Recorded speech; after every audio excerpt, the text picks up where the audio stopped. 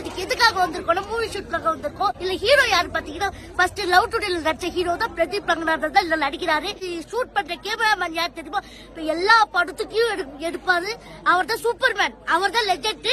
நம்ம ரவிவர்மன் சார் தான் இதுல கேமராமேனு.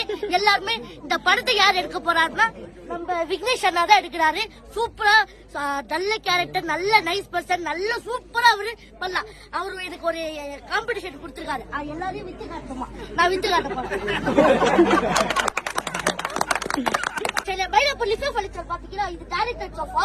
இது வந்து ஓடும், ஸ்கிரிப்ட் எழுதும், ஓடும், எல்லாமே பண்ணும், ஆக்ஷன் சொல்லும், இது சொல்லும், எல்லாமே பண்ணும். இது டைரக்டிங் சோஃபா.